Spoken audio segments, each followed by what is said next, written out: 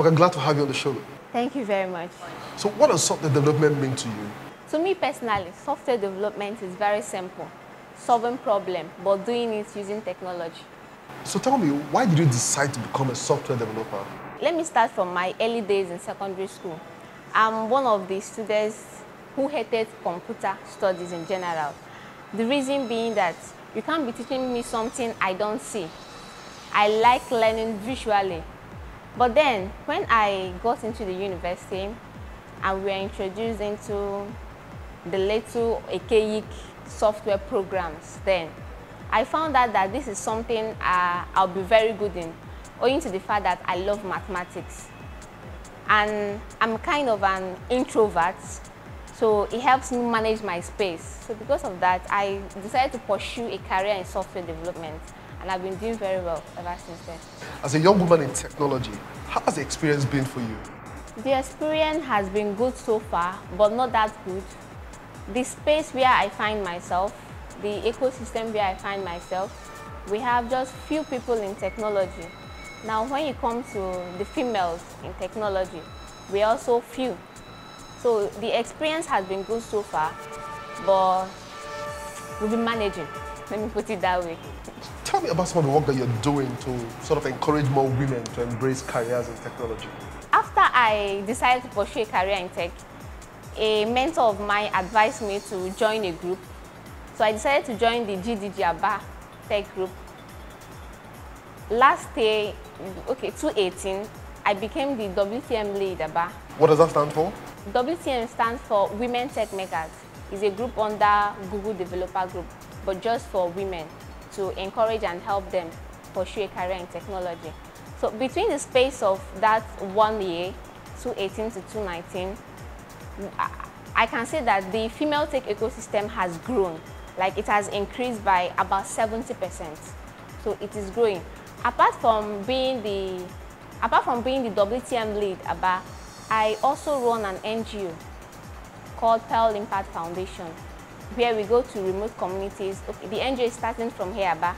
We go to remote communities. We look for underprivileged young girls that the society has looked at them, and these ones, they've looked at them as people that do not have value to add to the society. So we pick these young girls, we introduce them into technology.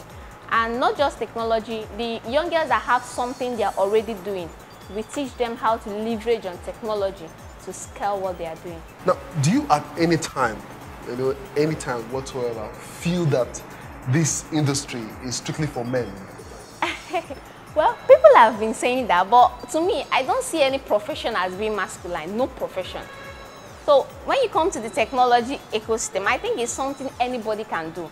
It's true that currently we have just about 10% of women in the tech ecosystem, but I believe that apart from technology, other professions are also like that. It's just like engineering, people also view it as masculine. But currently, females are taking advantage of that opportunity. So for the technology ecosystem, I don't see it as being masculine. I see it as something anybody can do, whether male or female. Now that I've heard you speak, I understand the need for diversity. Now, in your opinion, what do you think we need to do to encourage more women to embrace careers in technology?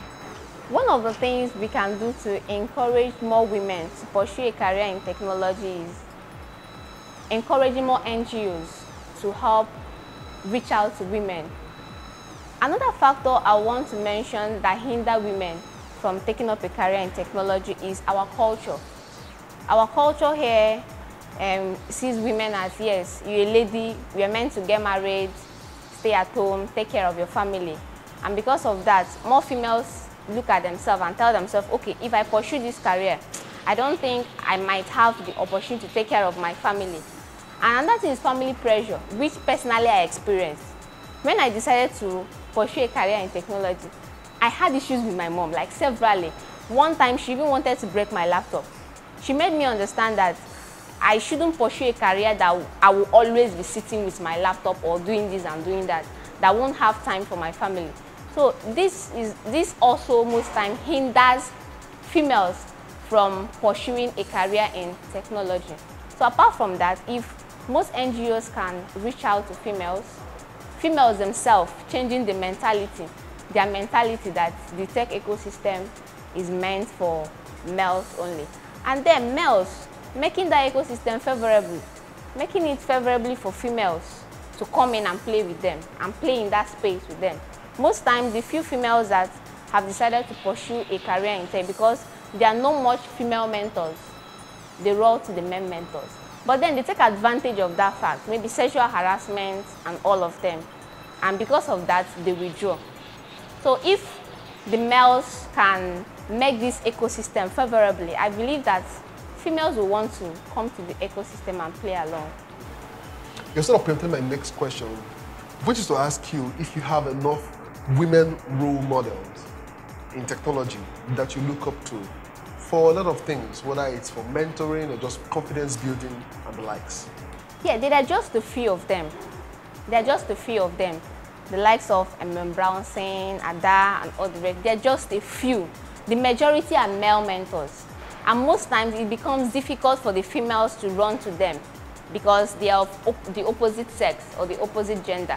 But I believe that if females can take up this, pursue a career in tech, like me, I've started, if others can join me, we do this, in the next 5-10 years, the upcoming females will have role models and mentors that they can run to when they have challenges. You also have a startup, right? Yes, I do. Tell us a bit about your solution and the problem you're trying to solve. I run a startup called Inaga. Inaga is a ride-hailing company trying to solve the problem of we having to wait for long hours for a ride to come our way. Interesting. You have chosen to go up against some heavyweights. What gives you that confidence? Okay, what gives me that confidence is this. The transportation industry itself is very huge. Like, if you compare it to the population of Nigeria, we have about 200 million in population. This is very huge. And people travel every day. You go to work, you go to market, people are always on the road. Bringing it down to the southeast, where Inaga is launching, we also have a very huge market. And why do I say so? The southeast, Aba, for example, is known for buying and selling. And because of that, people come in and go out every day, day in, day out. So I believe that this is something that we can do because the market is very huge and we are ready for it.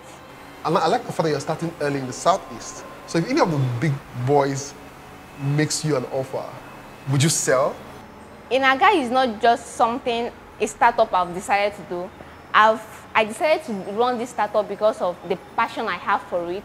Okay, the passion I have for technology, I don't want to use to solve a problem. Well, if the big boys decide to come and make an offer, currently now we will not sell.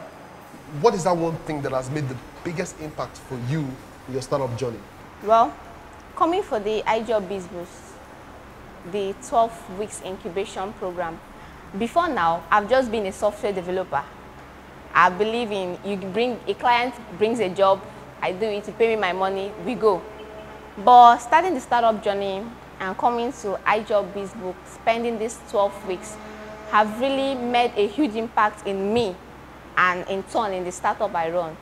Because I have learned what it means to run a startup itself. Both the legal aspects, which I overlooked. I didn't look at it as being serious. But I've come to understand that this is something you need to look at even before you start.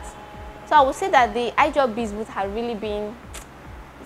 really been a huge impact on me, my personality, and the startup Inaga that I run. Amaka, thank you for being on the program today. It's been great chatting with you. I wish you all the best. Thank you very much.